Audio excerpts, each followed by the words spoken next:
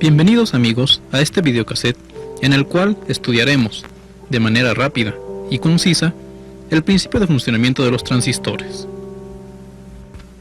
En la electrónica moderna, el transistor es una pieza fundamental para la construcción de diversos circuitos.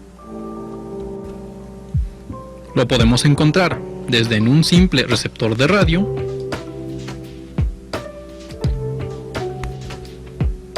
hasta en los circuitos impresos correspondientes a cámaras de video.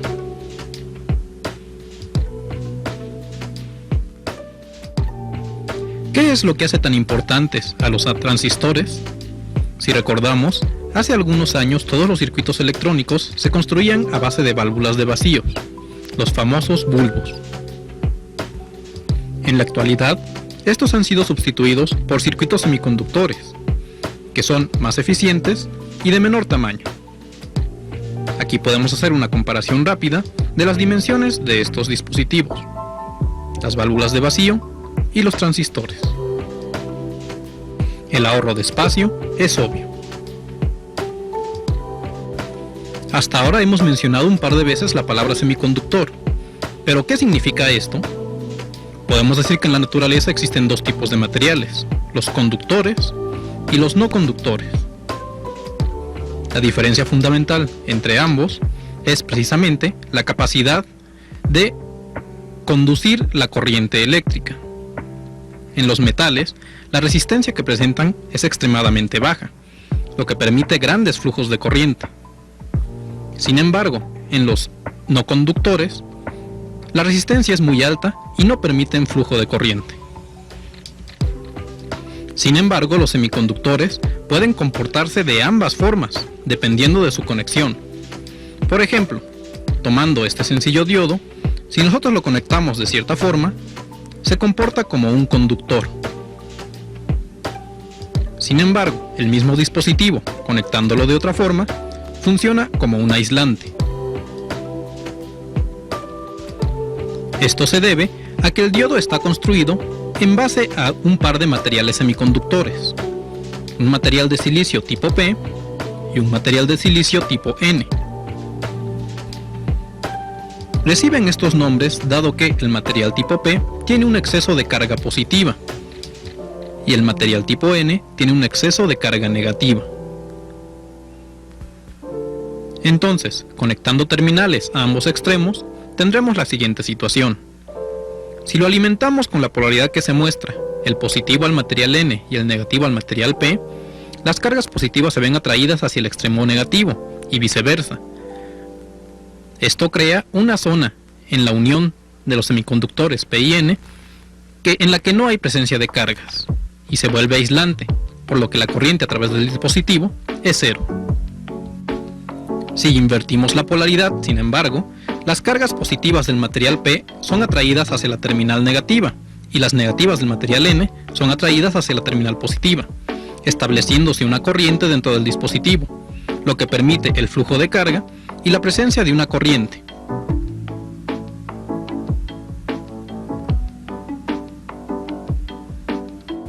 De ahí entonces la propiedad de un semiconductor de comportarse como aislante y como conductor al mismo tiempo. ¿Por qué se dice esto? Porque tanto diodos como transistores están construidos a base de los mismos componentes, un semiconductor de silicio. Veamos ahora la estructura de un transistor. Como puede apreciar en esta figura, un transistor por dentro es una unión de materiales semiconductores. Un material P rodeado por dos materiales N, en un caso, aunque existen transistores en los cuales se tiene un material N rodeado por materiales P. Con esto podemos deducir que existen básicamente dos tipos de transistores. Un transistor al que se le llama NPN, cuyo símbolo es el que estamos viendo, y un transistor denominado PNP, que es como se muestra. Como puede ver, ambos símbolos son prácticamente idénticos, pero varía la dirección de la flecha en una de sus terminales.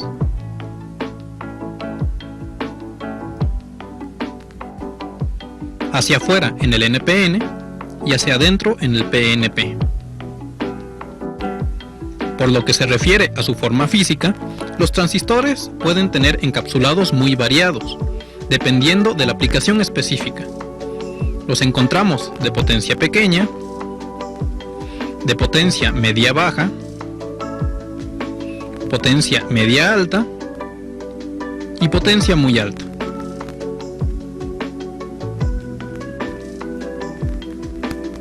Veamos ahora cómo funciona un transistor.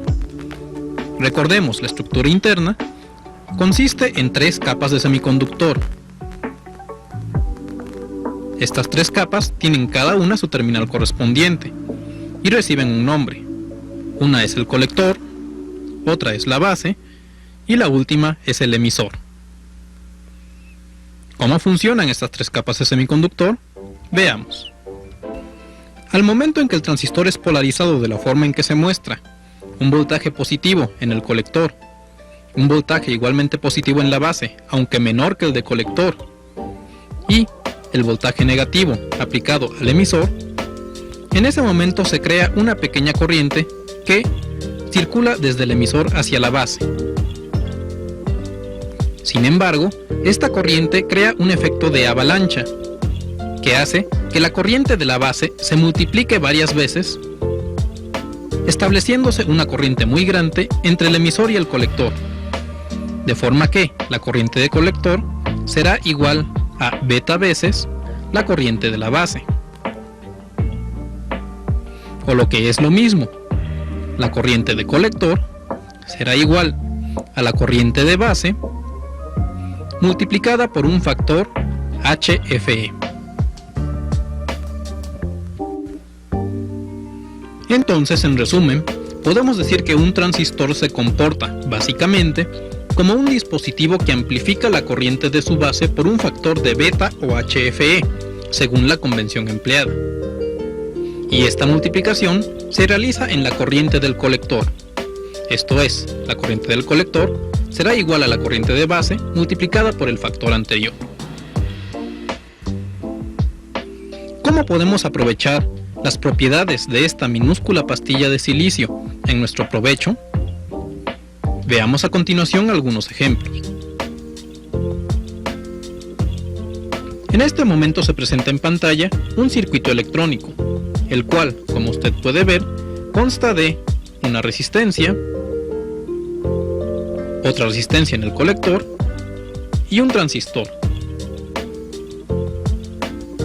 Este circuito está siendo alimentado por una fuente de voltaje directo y en la base del transistor se está alimentando un voltaje de AC con una forma senoidal, como se muestra en este momento. Si tomamos un osciloscopio y medimos la señal que hay a la entrada del transistor y la señal que hay en su colector, podremos ver lo siguiente. En la parte superior tenemos la señal de entrada. Puede notar la poca magnitud que tiene. Sin embargo, en la parte inferior se muestra la salida en el colector del transistor. Es notable la amplificación que ha sufrido la señal. Por tanto, y conectándolo de esta forma, un transistor nos puede servir como un amplificador de señal, ya que para una entrada pequeña obtenemos una salida relativamente grande. El grado de amplificación dependerá de las resistencias empleadas. Tomando en cuenta lo anterior, podemos realizar una gráfica en la cual veamos el comportamiento de la corriente de la base contra la corriente del colector. Cuando la corriente de base es igual a 0, la corriente del colector también será igual a 0. Si la corriente de base crece ligeramente, la corriente de colector crecerá, pero en una magnitud superior. Y este comportamiento se mantiene durante un buen trayecto de la gráfica. Note cómo para incrementos pequeños de la corriente de base hay incrementos grandes de la corriente del colector. A esta zona de comportamiento lineal se le conoce como zona de amplificación. Pero si seguimos aumentando la corriente de base, comenzará a aparecer una ligera discontinuidad, en la cual, para aumentos considerables de la corriente de base, la corriente de colector ya no cambia con la misma proporción que antes, llegar a un punto tal que la corriente de base puede crecer mucho y sin embargo la corriente de colector será siendo prácticamente del mismo valor. A esta zona se le conoce como punto de saturación. Entonces podemos localizar fácilmente dos zonas características en la curva de comportamiento de un transistor: la zona de amplificación y la zona de saturación. Cada una se emplea para objetivos distintos. La zona de amplificación sirve precisamente para manejar señales lineales y la zona de saturación sirve para utilizar al transistor como interruptor. Lo veremos con más cuidado a continuación. Supongamos un circuito como el que se muestra, en el cual tenemos un transistor, un interruptor que servirá para encender el circuito, un voltaje de alimentación de 9 volts, obtenido por una batería, dos resistencias, una de 330 ohms y una de 1 kilo ohm, un transistor del tipo NPN y un diodo emisor de luz.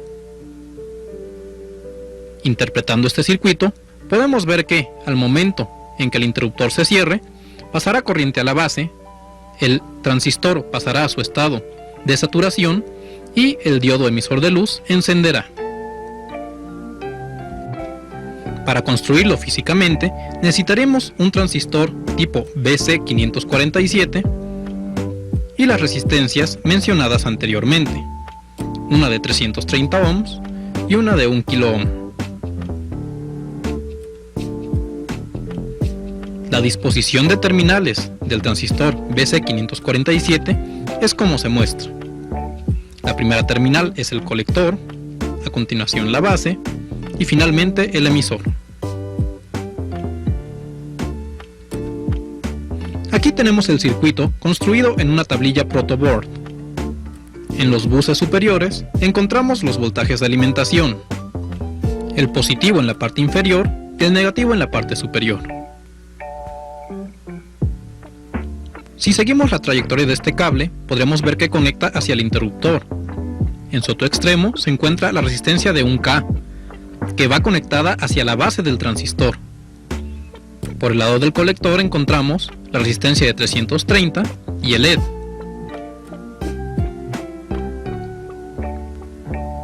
Por tanto, en el momento en que nosotros presionemos el interruptor, el LED se encenderá, tal y como se había previsto. Esta es la aplicación del transistor como interruptor. Entonces, ya vimos que un transistor puede funcionar simultáneamente como amplificador o como interruptor, dependiendo de la aplicación específica. La pregunta sería, ¿un transistor tipo PNP funciona de igual forma? Vamos a comprobarlo. Para ello tenemos exactamente el mismo circuito que construimos para comprobar el comportamiento del transistor NPN, pero ahora, como pueden notar, la batería ha sido invertida.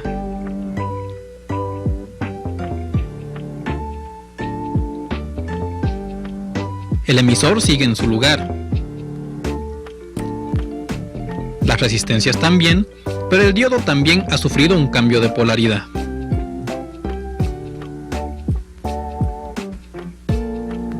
Entonces vamos a comprobar experimentalmente que se cumplan las condiciones que teníamos en el circuito anterior. Al momento de cerrar el interruptor, la corriente debe circular a través de la resistencia y encender a LED. Para hacer este experimento utilizaremos el transistor BC557 y las mismas resistencias del caso anterior. La disposición de terminales del BC557 es la que se muestra, idéntica a la del transistor que utilizamos en el caso anterior. Aquí tenemos al BC557 conectado ya dentro del circuito. Como ve, se trata exactamente de los mismos componentes y la misma disposición. Sin embargo, hemos invertido la convención de la polaridad, esto es, ahora el negativo está abajo y el positivo está arriba. Al momento que presionamos el interruptor, el LED se enciende, esto es, el circuito funciona exactamente igual que con un transistor NPN, hechas las correcciones indispensables. Veamos ahora un poco sobre las formas como podemos encontrar conectado en un transistor. La forma más común es tipo emisor común, que es como se muestra.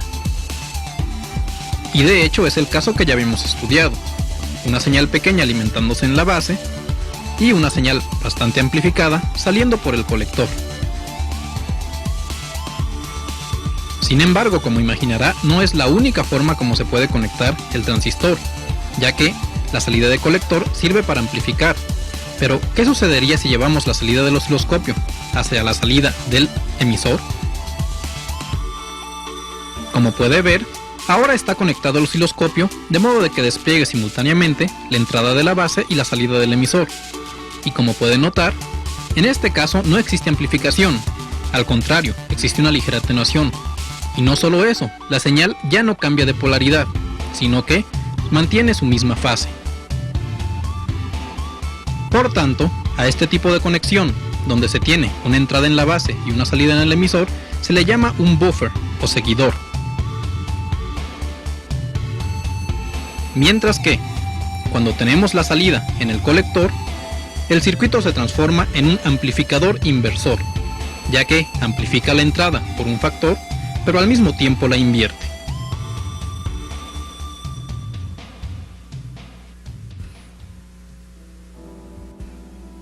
Veamos ahora otra característica interesante de los transistores, la que se refiere al voltaje casi constante que existe entre su base y su emisor. Para hacerlo, vamos a construir este circuito, que como ve es exactamente el mismo que hemos venido trabajando, pero hemos retirado el interruptor. Y vamos a medir el voltaje existente entre la base y el emisor. Dependiendo del material de que esté hecho y del modelo específico, vamos a encontrar que el voltaje entre base y emisor por lo general oscila entre 0.7 volts y se mantiene prácticamente sin variación. Esto puede ser aprovechado de diversas formas, como por ejemplo, utilizar el transistor como un regulador de voltaje. Aquí tenemos armada de forma física el circuito propuesto. Note la presencia de la resistencia de 1K en la base y la de 330 ohms y el LED en el colector. Entonces, si medimos el voltaje existente entre la base y el emisor, encontraremos que es un valor muy semejante a 0.7 volts, ligeramente superior, 0.785. Sin embargo, se encuentra dentro de los parámetros establecidos. Y este valor se conserva así, de forma casi independiente de los componentes utilizados. Entonces, si tenemos que el voltaje entre base y emisor de un transistor es casi fijo, y sabemos que el voltaje de un Zener se mantiene también casi fijo independientemente de su alimentación, podemos nosotros crear un regulador de voltaje con un circuito tan sencillo como el que se muestra. Una resistencia, un diodo Zener y un transistor, y convertir un voltaje no regulado en voltaje regulado, siempre y cuando el voltaje del Zener sea igual al voltaje de entrada menos 4 volts o menor.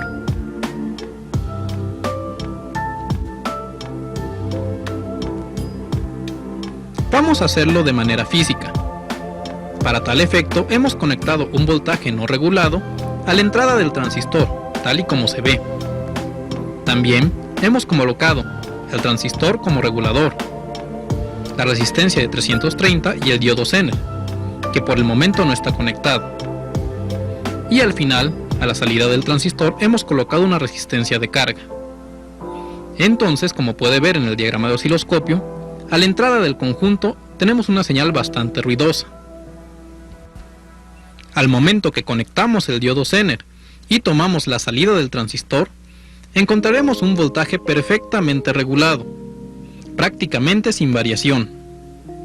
Entonces, Con 3 simples elementos, una resistencia, un diodo Zener y un transistor, hemos creado un regulador de voltaje. Vamos a verificar que también funciona nuestro regulador, y para ello hemos colocado el circuito tal y como se muestra, aunque cambiando de transistor y poniendo uno de mediana potencia. A la entrada del transistor estamos alimentando el voltaje que se muestra, y su salida está siendo monitoreada por este otro multímetro. Entonces, si aumentamos súbitamente el voltaje de entrada, podemos ver que la salida se mantiene prácticamente invariante. Y no importa que volvamos a subir o a bajar la entrada de voltaje, el voltaje regulado se mantiene prácticamente sin variación. Entonces nuestro regulador funciona adecuadamente. Como puede ver, es un circuito realmente sencillo y efectivo. Vamos a construir ahora un circuito en el cual explotaremos las propiedades que tiene el transistor de funcionar como interruptor, un inyector de señales tipo mosquito. El circuito que vamos a construir se muestra en este momento. Puede ver que se trata de dos configuraciones perfectamente simétricas, basadas en 2 transistores, 2 condensadores y 4 resistencias, 2 de un valor y 2 10 veces más alta. A este circuito se le conoce como oscilador de 2 transistores y funciona aprovechando la carga y descarga alternada de los condensadores incluidos, por medio de los transistores.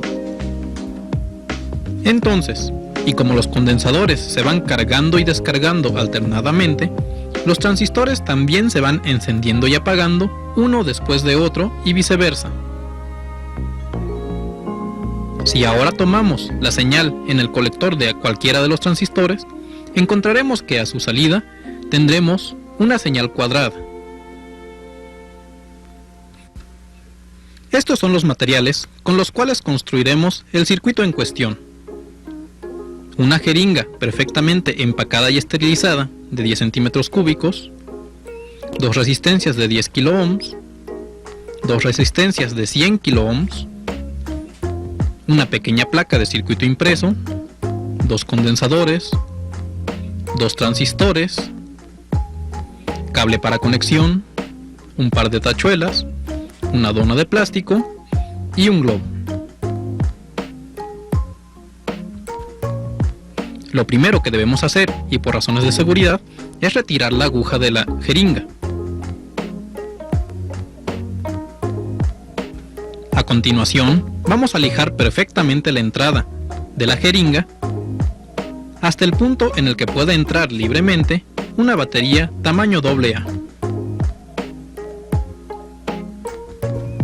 Después, vamos a armar el circuito impreso, para lo cual tiene perfectamente especificados en la parte de componentes las partes que deben ir en cada lugar y su polaridad específica.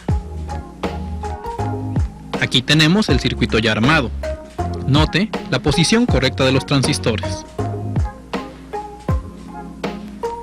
También vea cómo debe ir soldada esta tachuela. Aquí tenemos una vista desde el lado de soldaduras. Note que está perfectamente fija al resto del circuito. En la parte frontal de la jeringa debemos practicar 2 orificios, para por ahí pasar un par de cables que serán los que conectarán el circuito con el exterior. Una vez hecho esto, introducimos el circuito dentro de la jeringa.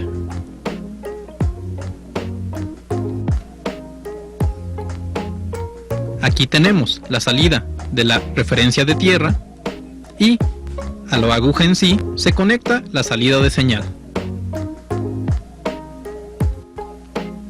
Para actuar como interruptor, se coloca la dona de hule espuma sobre el casquete positivo de la batería y ahí se conecta la otra tachuela. Finalmente, se cubre toda la parte posterior con el globo que habremos cortado previamente y con eso habremos terminado nuestro inyector de señales. Como puede ver, se trata de un circuito realmente sencillo y muy práctico, ya que su pequeño tamaño nos permite transportarlo a donde queramos. Vamos a verificar la operación del circuito. Para ello, hemos conectado un osciloscopio tanto a la parte negativa como a la aguja de nuestro proyecto. Cada vez que nosotros establezcamos el contacto con la parte positiva de la batería, deberá aparecer en la pantalla del osciloscopio una señal oscilante, casi cuadrada. Como puede ver, el oscilador de 2 transistores funciona adecuadamente, lo que nos prueba, sin lugar a dudas, que hemos construido nuestro proyecto adecuadamente. La forma de emplear el inyector de señales es la siguiente. Supongamos que tenemos un circuito de audio al que queremos detectarle una falla. Primeramente conectamos la referencia de tierra hacia la tierra general y después vamos inyectando señal en diversos puntos del circuito hasta que localicemos el lugar exacto de la falla. Como puede ver, su empleo también es extremadamente sencillo. Veamos ahora otro tipo de transistor que encontramos comúnmente en circuitos electrónicos, el transistor tipo FET o de efecto de campo. Su símbolo es como se muestra, también 3 terminales, pero ahora con una forma más cuadrada. También existe de 2 tipos, un transistor tipo N y un transistor tipo P. Su forma física es como se ve a la derecha. Por lo general, los transistores tipo FET vienen encapsulados metálicos, aunque ahora ya es muy común encontrarse encapsulados plásticos iguales a los de los transistores de unión. Sin embargo, su principio de operación es muy distinto. Aquí tenemos un diagrama esquematizado del interior de un transistor. Como podemos ver, se trata de un solo material tipo N conectando a 2 de las terminales y 2 placas de material tipo P conectadas a otra terminal. Entonces tenemos una terminal fuente o source, una drenaje o drain y una gate o compuerta. Como ve, han desaparecido el emisor, colector y base. La forma como funciona este circuito es la siguiente. Al momento en que en las terminales P aparece un voltaje, comienza a aparecer una zona de depleción. Si no existe ningún voltaje, existe conexión directa entre el drenaje y la fuente. Sin embargo, al ir incrementando el voltaje de la compuerta, aparecen zonas en las cuales la conducción de corriente se vuelve más difícil, incrementando la resistencia y reduciendo el flujo de corriente entre las otras 2 terminales. Al incrementar el voltaje de compuerta, el canal de conducción se estrecha aún más, limitando bastante el flujo de corriente.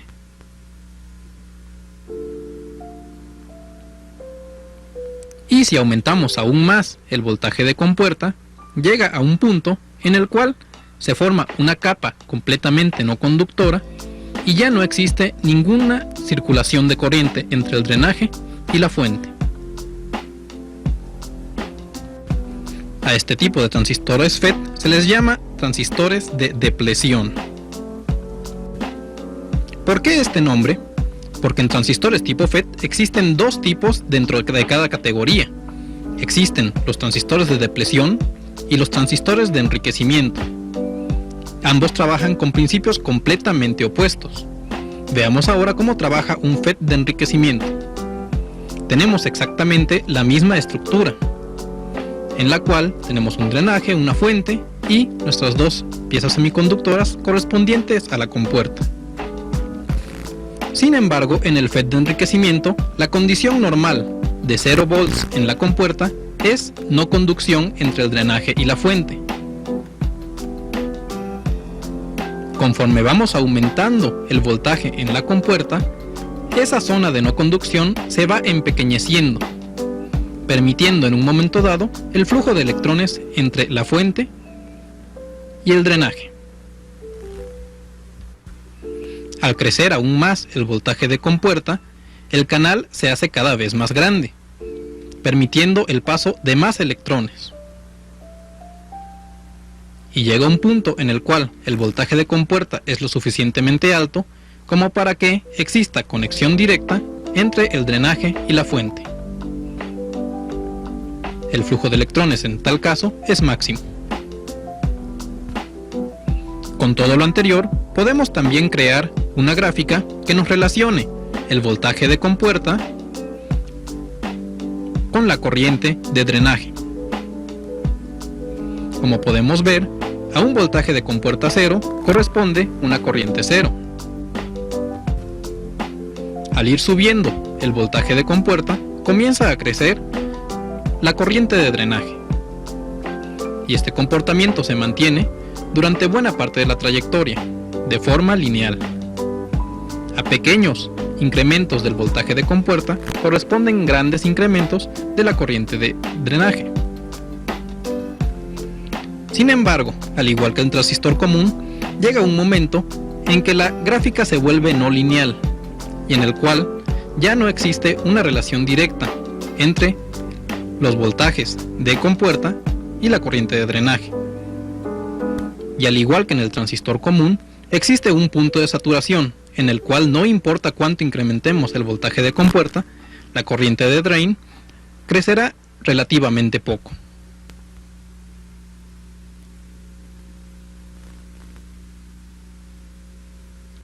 Entonces estos transistores también tienen su región de amplificación y su región de saturación, y pueden emplearse de forma muy similar que el transistor común.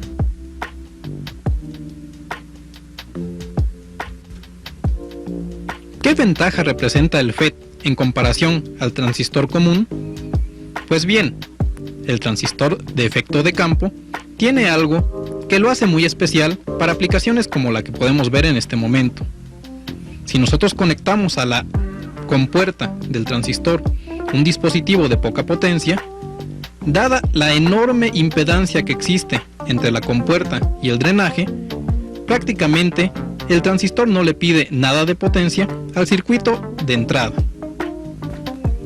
Por tanto, las principales aplicaciones de los transistores tipo FET está en la amplificación de señales de muy baja potencia, antes de pasar a amplificadores más convencionales. En este caso, el FET está empleado como un preamplificador.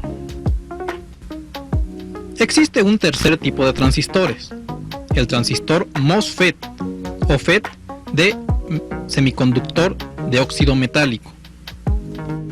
Su símbolo es como se muestra, y también existe en dos versiones, canal N y canal P. Su forma física es bastante similar a la de los transistores convencionales, aunque un punto que los identifica de inmediato es la presencia de un blindaje metálico en sus terminales. La razón de este blindaje es para evitar que sean dañados por cargas electrostáticas. Aquí se muestra un diagrama esquematizado del interior de un transistor de efecto de campo tipo metal óxido semiconductor, un MOSFET. Como puede ver, también tiene tres terminales, dos de ellas conectadas a bloques de material tipo N y una de ellas conectada a un canal existente entre ambos bloques. Sin embargo, existe un aislante entre la terminal de compuerta y el material P. Este aislante está hecho de óxido de semiconductor, de ahí su nombre. La forma como trabaja este dispositivo es la siguiente. Cuando se aplica un ligero voltaje a la compuerta, comienza a aparecer un canal de comunicación entre ambos bloques de material tipo N. Si seguimos incrementando el voltaje de la compuerta, crecerá el túnel existente entre estos terminales, hasta llegar a establecerse una comunicación total entre ellos, permitiendo el flujo de corriente desde el drain hasta el source o viceversa. Por supuesto que si vamos disminuyendo el voltaje de la compuerta, este túnel comienza a desvanecerse hasta desaparecer por completo. Este es, a grandes rasgos, el principio de funcionamiento de los transistores tipo MOSFET.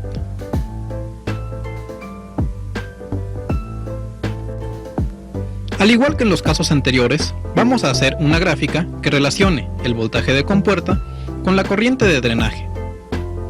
Como podrás suponer, el comportamiento es muy similar al de un transistor tipo FET típico.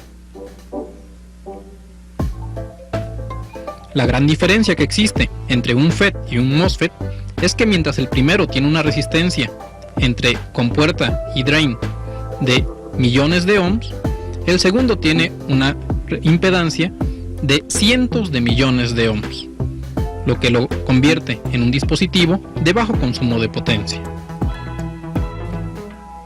Esto se debe principalmente a que no existe un contacto físico entre la compuerta y el resto de los componentes del dispositivo, sino que entre ellos existe un material aislante, el semiconductor de metal óxido. Esto implica que la corriente de compuerta será del orden de los nanoamperes, haciendo a este dispositivo ideal para aplicaciones en las cuales el consumo de potencia sea un factor crítico. Aunque sí llegamos a encontrar en el mercado transistores MOSFET individuales, tales como los que vemos, lo normal es encontrarlos integrados dentro de enormes circuitos, los circuitos integrados de tecnología MOS. Estos dispositivos pueden tener diferentes formas y tamaños, lo mismo que aplicaciones. Encontramos transistores tipo MOS en microprocesadores como este Z80,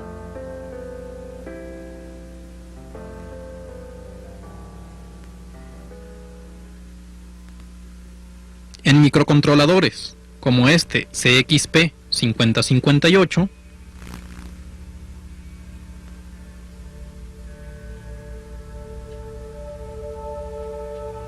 o en circuitos integrados digitales, con puertas como la serie 4000, muy empleada en diversas aplicaciones.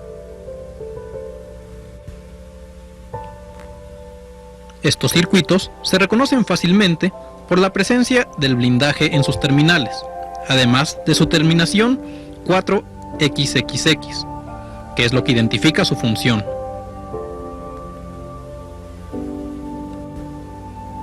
Es tanta la difusión de estos circuitos que los podemos encontrar incluso en proyectos tipo escolar, tal como el que se presenta. Allí podemos encontrar este circuito integrado 4017, que está construido precisamente con transistores tipo MOS. Pues bien amigos, con esto hemos terminado un rápido recorrido por el mundo de los transistores.